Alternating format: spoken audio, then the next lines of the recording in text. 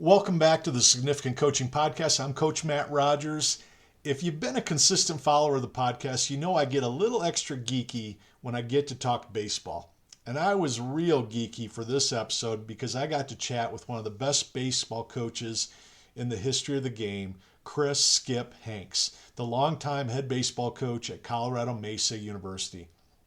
This future Hall of Fame coach's career includes 21 national tournament appearances, 4 Division II World Series appearances, 12 Conference Coach of the Year honors, and 5 Regional Coach of the Year awards. In 2019 and 2021, he was named the National Coach of the Year by the College Baseball Writers Association. And if that's not enough for you, he has a career record of 1,069 wins to only 413 losses. He's one of 8 coaches to lead his teams to over 1,000 victories in the history of D2 baseball. Now, throw all the stats and accolades out the window, and you still have a great man, husband and father, a world-class mentor, and a leader of young men. He leads with his heart, but like most great coaches, it's his ability to adapt to the times and the needs of his players that makes him truly unique and special.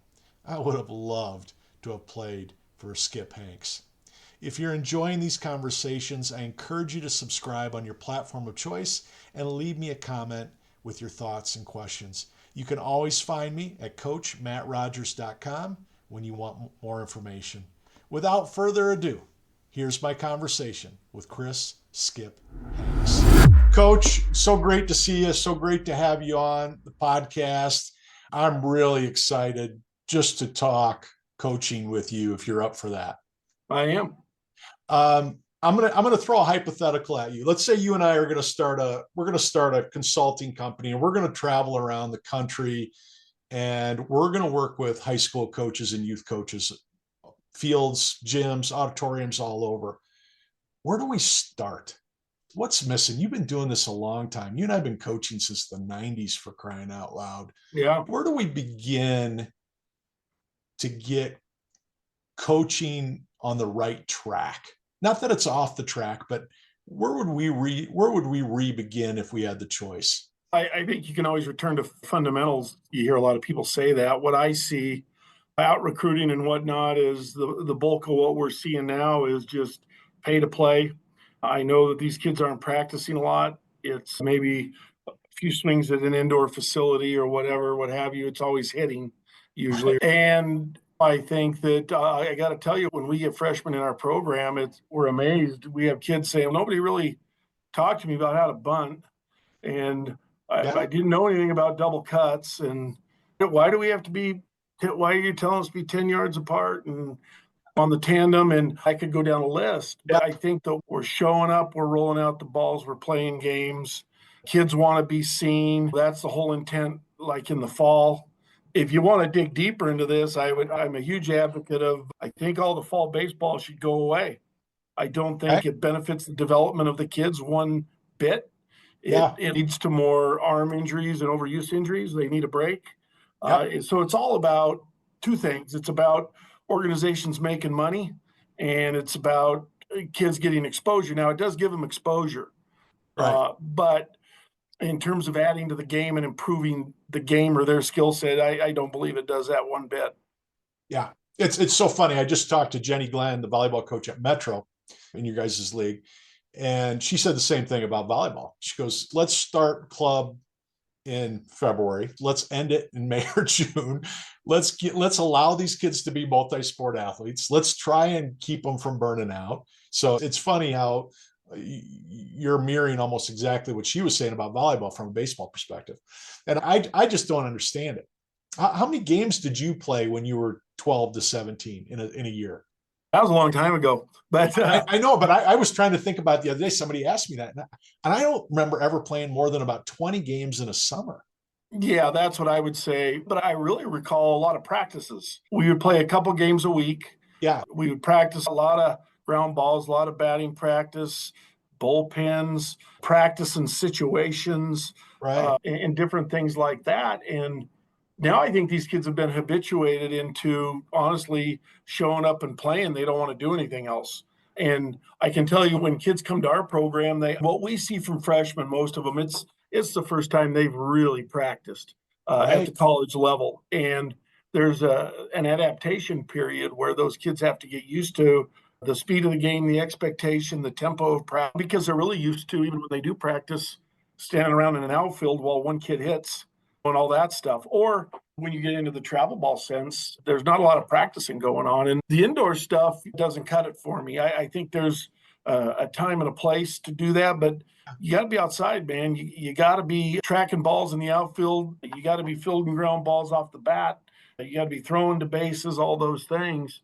Yeah. And that's my soapbox on the deal. I quite honestly, every year we sign a couple of kids that are multi-sport kids that are football kids. They didn't play fall baseball. And I'd say one common thread across the board is I do find those kids are better competitors, generally speaking, than the year-round baseball kid. I've been doing this 31 years, and I can tell you with the highest level of certainty that's truth. And I would say the football kids, when they come to college, I can't tell anybody that they're behind. They're not behind the year-round baseball kids. They really aren't. And so I think we're missing something. I think money drives it. I think recruiting drives it. When I first got into coaching, there weren't really people committing kids prior to April of their senior Right. year in high school. Right. And now the transfer portal didn't exist, but kids could still transfer. But it didn't happen at the clip that it does now. Right. So I think there's a lot of poor decisions that are made too early by both families and coaches. Yeah. And it'd be great if everybody just slowed down a little bit. It goes back to what you were saying. If I'm paying 5, 6, 7,000 a year, my kid's playing 70 to 100 games, and now they're going to college. They're practicing 3, 4 days a week. They're playing 2 or 3 games, and they're not getting a lot of reps in games because they're not ready. And I'm just not down with that. I'm not going to wait my turn. I'm not going to learn.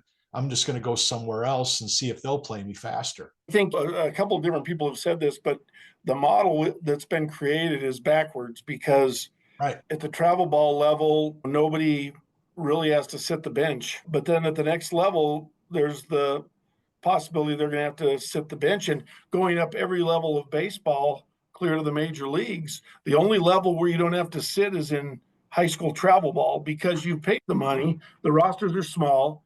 There is an expectation. When I pay $5,000 for my kid to play on a team, I suppose I want him to play. Yeah. And it should be the other way. These kids should be having to earn a starting role, not just pay money and get on another team. And it's become so diluted. There's so many teams. And from a coaching standpoint, just simply recruiting is difficult because the kids are so spread out. They aren't condensed on, you see these elite teams that are very rarely elite anymore. Right. It's easy to give ourselves that title, though, isn't it? Well, it is. Yeah. It's amazing to me. And I feel like the high school coaches get pinched out of this deal, too, because they're getting this is what we do at club and we're traveling and we're spending all this money. So high school is an afterthought almost. Yep. But that's where you're getting your ground balls, your fly balls, your at bats, you're getting game simulation. And I think the high school coaches have thrown up their hands a little bit. There's some stubborn and say, no, this is where we're going to do it. We're going to do it right. But a lot of them is just, we're going to play. We're going to get a lot of swings in and we're going to go hit the ball and try and hit as many home runs every time we step on the field. That I don't get. I'm so hungry to get back for something to happen, for some major league team to win the World Series with a 5'9", 170-pound leadoff man that slaps it to right field over and over again, and they win because they score 7 runs a game and never hit a home run. It's never going to happen, but man, I dream about that. You know what I mean? Yeah, it's difficult. And these kids at youth ages are being preached things like launch angle and in a indoor facility lifted into the ceiling. And you got to, generally speaking, there's a better way to win. And we know as coaches, a lot of times there's a lot of facets that have to play. You got to be able to move runners. You got to probably have to bunt from time to time. And there's some people out there that say that Moneyball says that's not the way to do it. but you could make an argument the other direction as well. It's a conundrum, but starting at those youth levels and the format now of the importance is playing games, not practicing. We got it a little backwards. Yeah, I'm with you. Let's talk about recruiting a little bit since you brought it up. Let's look. How do you tackle recruitment knowing that? Obviously, you said you've got some multi-sport athletes on your roster. How do you guys go about looking at your roster today, saying, okay, this is what we're going to need next year. This is what we're going to need 2 years down the road.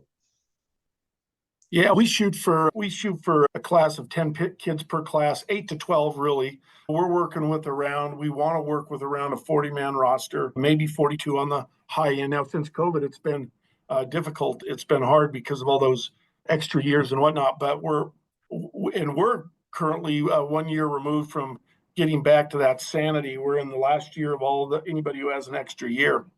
So we want to be a solid 2 deep at every position. If we can stagger those classes, say if you have a junior shortstop, it's a good time to bring in a freshman.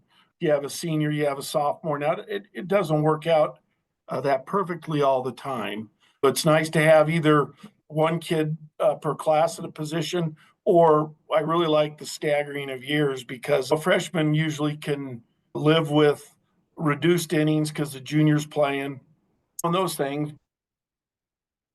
But that's more or less how we tackle it, and so that we try to avoid the mass exit of players any 1 year.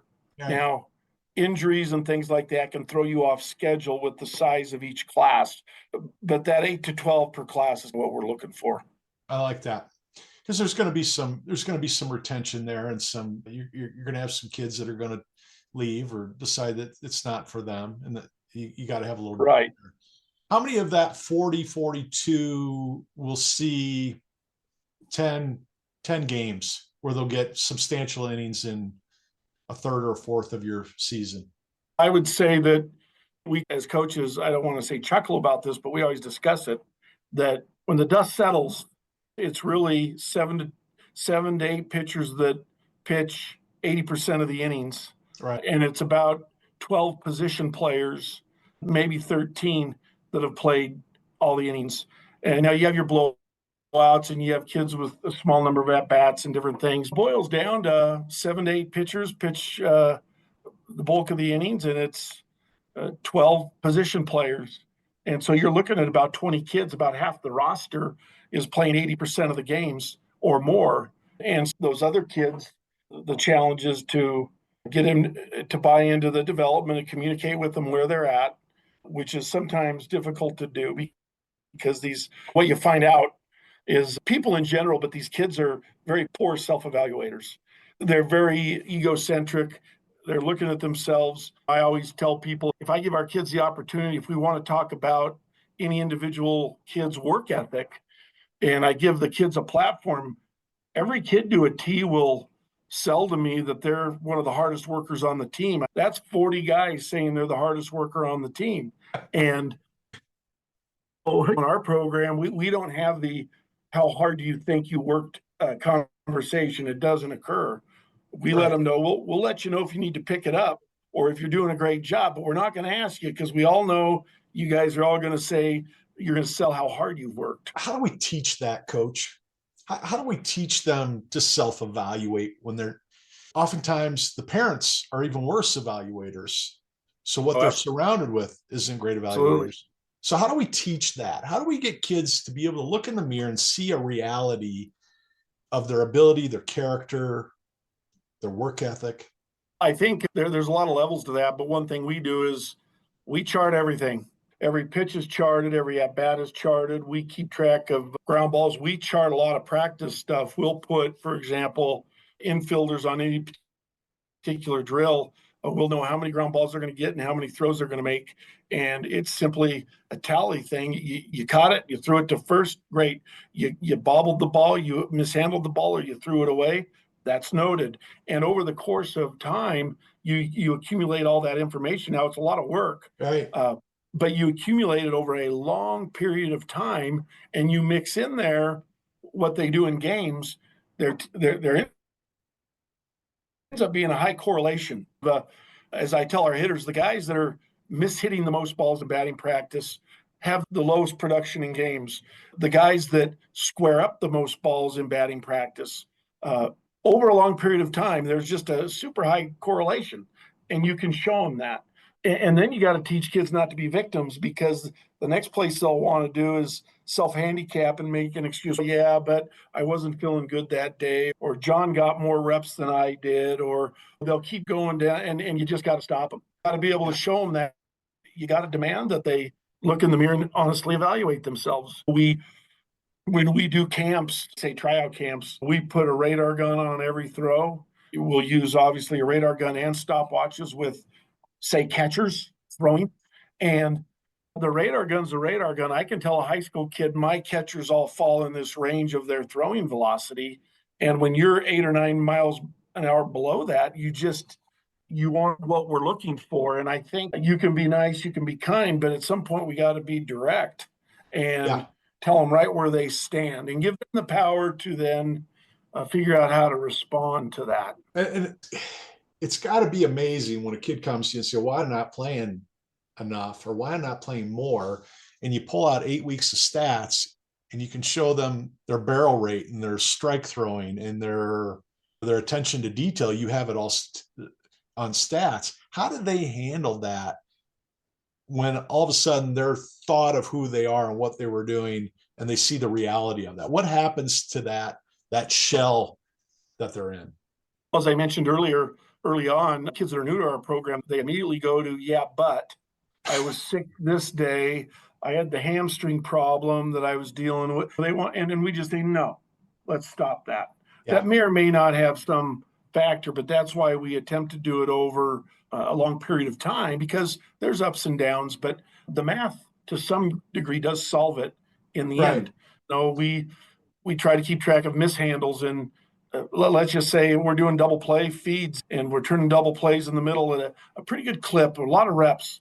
There are kids that, if you track it, they're the highest rate of mishandling balls, dropping balls, just bobbles, what have you. And that is a piece of what helps decide or make decisions in the end. And as I said, that it generally correlates very high with their true fielding average in a game sense, or batting average, whatever have you.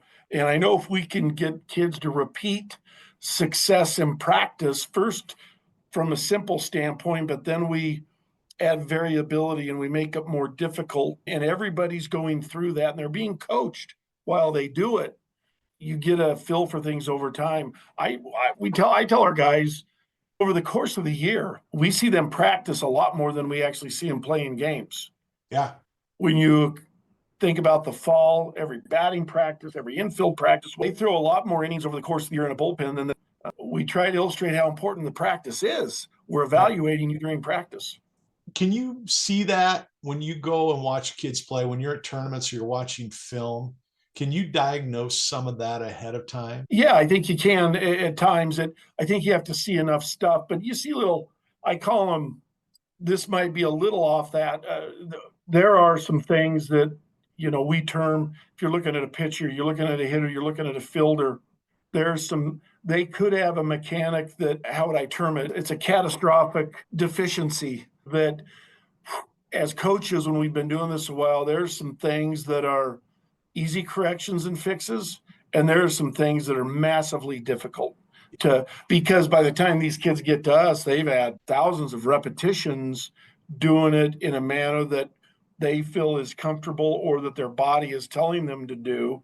And they still may be able to be efficient enough to get it done most of the time. As team gets better, there's some hitting mechanics that will have to change, or they're just not going to have success. There's some things that just don't work. Yeah, you can get away with some of those deficiencies against a 72-mile-an-hour fastball. Correct. When now you're seeing 89, 90, 91, and then the curveball is 81, 82, all of a sudden those things speak loudly to an evaluator. Yeah, absolutely. One of the things I've been doing a lot, I've been working with a lot of college ADs as of late, about coaching coaches. And it's a real problem for me because I was the youngest college basketball coach in the country 25 years ago, 27 years ago, 28 years ago. And I was handled the job. I just won a high school state championship. Somebody handed me the job and said, "Hey, we want you." All right. I never recruited before. I did a little bit as an assistant, but never really ran my own program. No one gave me a policy manual on these are the dates you need to get things done. This is how you should recruit. This is the numbers you should be going for. Did anybody do that for you, Coach? I know it's been a No, long time, but no, isn't that amazing? it's amazing. I grew up with a coach, a football coach. I think that helped me. Yeah, And I think there have been a lot of good baseball coaches that have come out of a football world of influence. yeah, Football coaches were probably the earliest adapters of high level coaching, in my opinion, maybe because of the numbers and the intricacies of the game, and it's multifaceted. But football's been ahead of baseball for a long time. oh yeah, And just in terms of how things are done. So I think that I had some help because I grew up in that world. And right, at a very early age, I was in, I think I probably knew I was going to be a coach when I was in high school. It just right, resonated with me. yeah, me too. And but yeah, I've worked at a great institution, Colorado Mesa, but in my time, I've worked for 13 athletic directors. And I've seen the spectrum of the good, the bad, and the ugly, Yeah, and the high levelness, if that's a word, of some, and some real poor characteristics of others. And during that time, I think that, yeah, I would say I'd never received that. And of course, I think an athletic director would have to be extremely confident to suggest coaching the coaches. But even on terms of there's some policies and procedures on how to get travel done and turned in. That's one facet. Another facet is recruiting. yeah, Another facet is just how you coach, which I think is the one where an AD would have to tread the most lightly because generally coaches they identify themselves as really good at what they do. And I right. think coaches are bad self-evaluators too. Hey, Yes, listen, I can tell you, and we had a little longer, I could rattle off for you my weaknesses. I know yeah, exactly what they are. yeah, And me I own too. them and I know them. I'm Yeah, aware of them. And you work on some and others, maybe it's a personality thing, but I also know what I'm good at. yeah, And, but I think everybody's got to do a little better job evaluating themselves. yeah. It may be the greatest weakness in our country. It Yeah. doesn't matter if it's sports or anything else. It's the ability to evaluate oneself and to be honest with oneself. And it might be the cause of a lot of our problems more times than not. What are you doing with your staff? How do you get them coaching at the level you want them to coach at? You've been there a long time. I'm sure you've got assistants that have been with you a long time. And I'm sure you've hired a lot of your guys over the years that wanted to coach and know how to coach because of you and know what you expect. What are you doing from a coach development standpoint for your crew, your assistants? The first thing we try to do is be really very clear. I think the communication is important. That's where things generally break down. And but I think the expectations. One thing that I feel helps some of our coaches is I try to empower them with some areas of responsibility. It's their on a. I trust our coaches. I step in and say I want to see this drill or I'd like to see these kids do this better. But I think that people that have some skill and ability, which my coaches do, they're good coaches. I think I like to entrust them. We have a lot of discussions, but empower them to try some things, give them a platform where they can insert some things, their ideas. And I'm a firm believer that the old adage, there's more than one way to skin a cat. I really believe that. Yeah, But I do think there are some fundamental things that need to be in place, some organizational matters, a tempo and manner in which we practice that you can truly improve your chances of winning just by setting some expectations and then holding kids accountable to a level of performance and from everything the way they perform, the way they behave, the way they take the field, the way they take care of the field, the way they take care of the clubhouse, yeah, and you just don't waver on it. And we have a saying we're either coaching it or we're letting it happen, one of the two yeah, things. yeah. And So if my kids are hoodlums in the dugout during games, we're either coaching it or we're letting it happen. I guarantee you we aren't coaching it. And so I think most of the decisions are as simple as that. The empowerment's such a big deal, but being able to express discipline with it is equally important. I would imagine with 40, 42 kids, how many coaches do you have working with you on a day-to-day basis? I have 2 full-time coaches and I have 2 part-time coaches and I have a graduate assistant. I would imagine that if I come to your field, and I'd love to come to a practice some point, I would imagine you've got 4 or 5 different practices happening at the same time, right?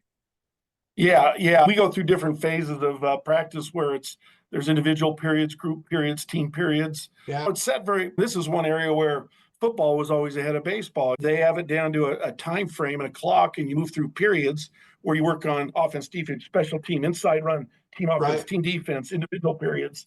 Football guys figured that out a long time ago. Baseball, not as much, although it's gotten a lot better. Yeah. I think that you're going to have trouble finding a high level performing program that isn't also highly organized in most cases. Yeah. And practice with some sort of tempo to the practice. Well, 40 years ago, it was 40 guys, like you said earlier, 40 guys watching one and then a rotation. Now, if it's done, you can have 40 guys rep after rep with very little standing around. Yeah, and I'm a firm believer. One thing I really believe to be true is the quality's more important than the quantity. We go for high level intensity in short spurts, as opposed to the old thing, you go to the batting cage and take 300 hacks.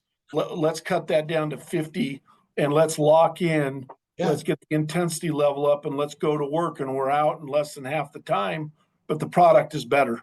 Yeah. It also comes down to you're never going to see 50 pitches in a game. If you see 12 pitches, you've done some work up there at the plate. Having that routine that's similar to games and mirroring games, I imagine is really important from you, right? Yeah, and the guys have to learn to deal with failure as well, just like we do in the game.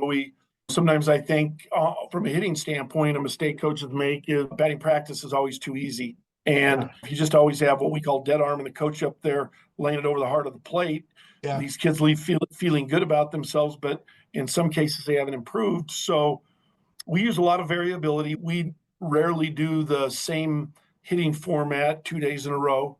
I think that creates the differences, and we change their timing mechanism with distances of BP, how far the ball's coming. They got to solve those timing problems. Like that. Yeah, I could go on forever on that, but I think that we do start with we do everything in progressions. For example, with an infielder, we'll start with a stationary or rolled balls, and we'll work our fundamental handwork and footwork, and then we'll oftentimes go back to those fundamentals, but we advance to more difficult things. And halfway fungos, full fungos off a machine, live stuff. But again, I think where we get it wrong in baseball sometimes is you got to look at the duration you're doing it, because baseball isn't a sport where the shortstop's playing out of breath. In basketball, the point guard and the center are playing out of breath, right? Football, you're playing out of breath. But baseball, we don't really do that. And I don't know why we practice that way. Makes sense. And baseball is so much about foundation of skill and then being able to react. Correct. Right? As a hitter, that's all I ever see in practice is fastballs. I get to games and I'm seeing a slider, I'm seeing a curve, I'm seeing off speed. All of a sudden, all that practice I went through is a mess. It's hurt me more than helped me. So we have to counsel our kids. When we put you through a challenging practice, let's talk hitting, where as a coach, I know there's going to be mishits, maybe some swing and misses. Maybe you're going to be popping the ball up in the infielder in the top of the cage. And the kid doesn't leave the cage feeling good. Yeah. And we try to explain to them that the fact that you're leaving not feeling good might be a good thing. We challenged your outer limits of your abilities.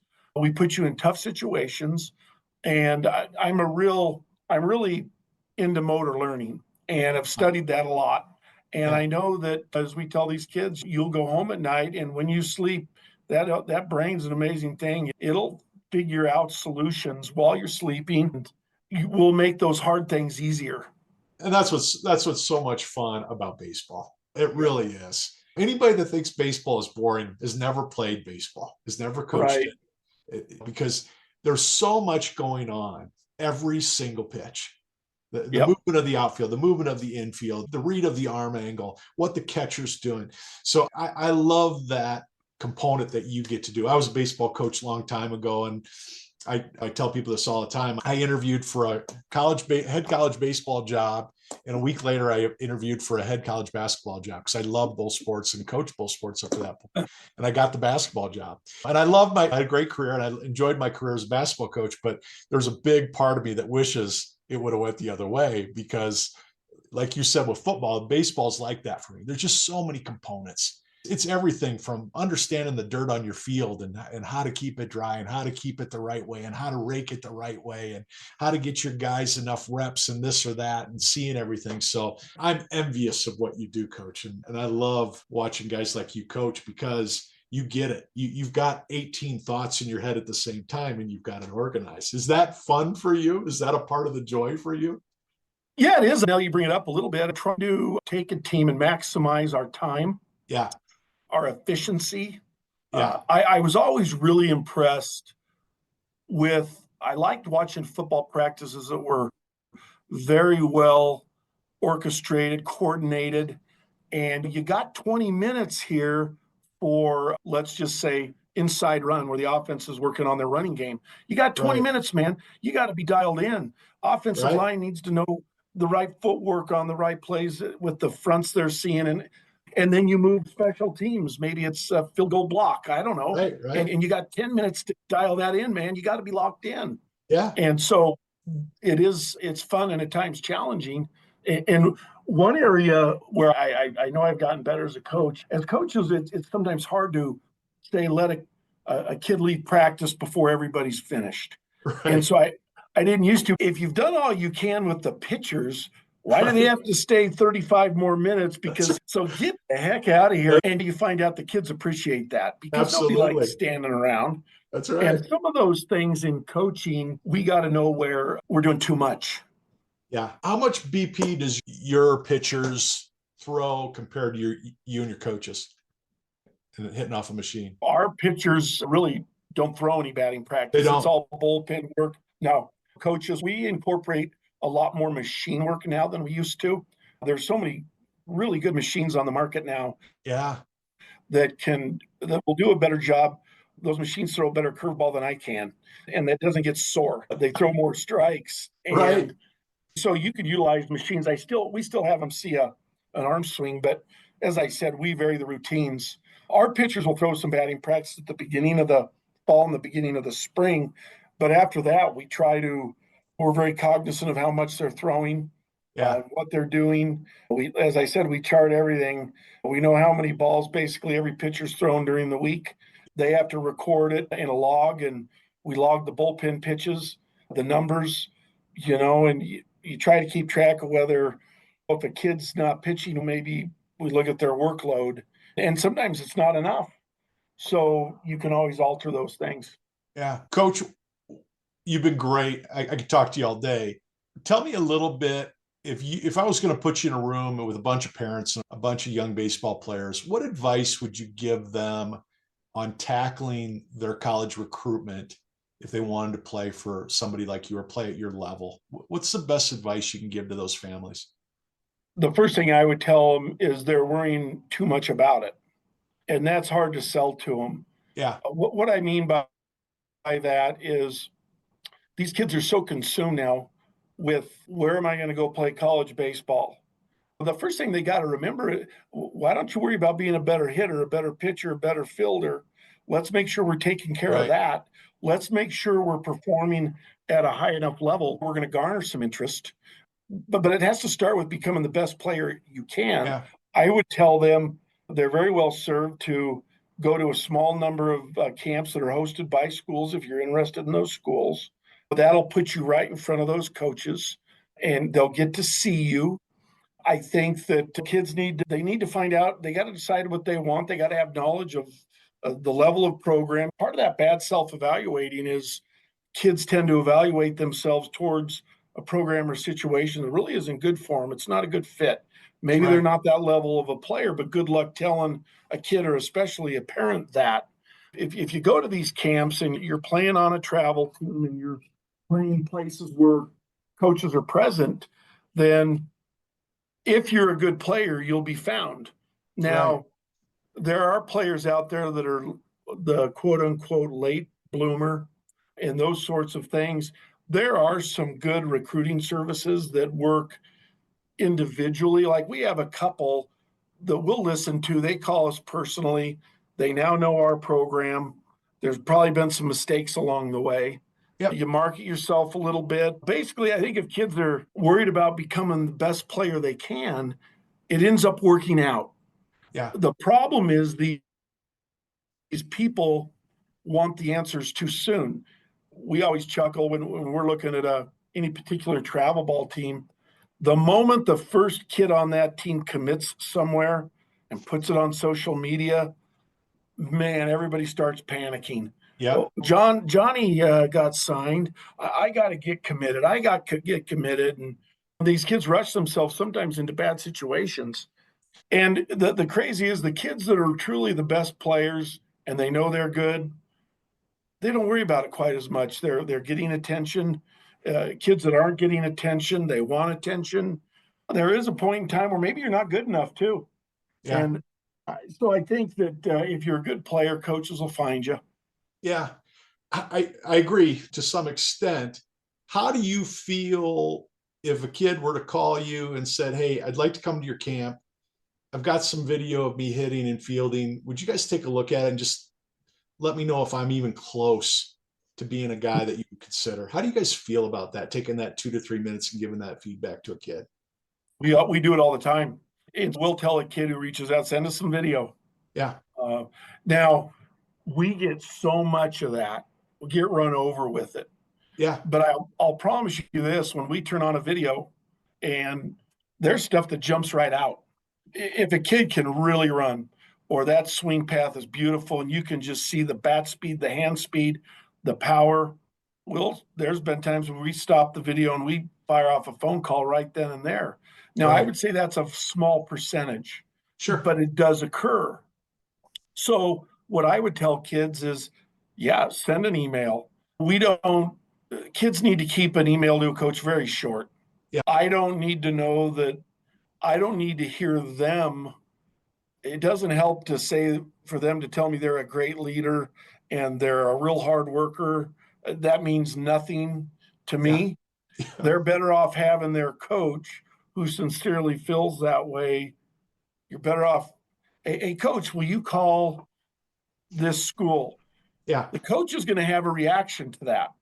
They're going to probably make a judgment of yes or no, or yeah, I'll call them. But what we try to take out of coaches is honesty, because you know what? Some things that happens is recruiting services or certain coaches, they want to help a kid. They feel it's part of their job to place kids. And truthfully, I guess I would feel this way once I get you placed. Okay, don't have to worry about Matt anymore. He's got a place to go to school. But Yeah. if I haven't been honest with that coach, that kid gets there, it turns into a bad situation, Yeah. because then we end up having to cut a kid.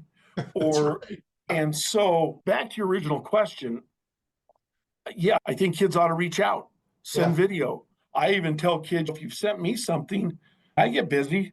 If I Yeah. miss 2 days of emails, man, there's no catching up. There is no catching up. Yes. No. So I tell them, send it, That's send right. it. Before fourth time I get it, I'll remember you, and I'll probably That's say, "Hey, Charlie, sorry I haven't gotten back," right. or whatever. I love it. I love it. Yeah. I do this for a living, coach, and I help Right. kids. And I only take on a couple of kids a month. And for me, I always tell them, listen, we're going to talk about your character first. We're going to talk about your drive and how serious your commitment is. And then you're going to send me some film. Because if I'm going to work with you, I'm going to be really honest with you. So not only am I going to tell you what I think your ability's at, but I'm going to tell you where I think I can get coaches to even pay attention to you. We're not going to worry about placement. We're going to worry about evaluation. We want coaches to be able to put their eyes on you and say, this is how I feel about you. I can help you or I can't help you. And that's where we learn. So placement might be at the school you never even knew of, never even Yep. thought of. But Yep. until you get an evaluation and you get some honest opinions from coaches, it doesn't matter. It doesn't matter how good you think you are, mom and dad think you are, how good your high school coach is. You've got to have college coaches that think you can play. And the more you hear that feedback, the better. So I love it. You're preaching to the choir. So I appreciate that. Coach, talk real briefly about your team this year and what you guys are looking at, and maybe highlight a couple of guys that are coming back as seniors. Yeah, I think we'll have a good club again this year. We appear to be deep on the mound. We have some power arms, we have some finesse arms, we have some righties, lefties. We have great character kids. Of course, we affect that a little bit in recruiting. Yeah. We don't deal with problems off the field. These kids they do work hard. Some work harder than others, though. And we don't mince words. We let them know, you don't work as hard as John. What? Yeah, no. We have a team that got eliminated in the NCAA regional last year. We have a bunch of returning starters back that are a year older. We have some backup guys, and now we're backup guys that will assume leadership roles and starting jobs. And truthfully, we still have 3 weeks left in fall baseball to evaluate, and we're evaluating every moment. That's great. That's great. Coach, it means a lot to me. You've had an amazing career. It's been fun to get to know you, and I wish you and the boys a great season. I know you guys are going to have a lot of fun and get a lot done. Thanks. I appreciate it. Take care. Good luck. All right. Thank you. That's a wrap for this episode of the Significant Coaching Podcast. I'd like to thank Coach Chris Hanks for sharing his passion and wisdom with me. It always warms my heart to meet coaches who care more about developing young people than winning games, and then coincidentally win more than anyone else, like Skip Hanks. I'm proud to call him a friend and excited for our next conversation. If you're enjoying these conversations, please click that subscribe and like buttons. If you're interested in working with me or scheduling me to speak at your school or organization, you can schedule a free strategy session at coachmattrogers.com. Thanks again for listening. Have a significant week. Goodbye until next time.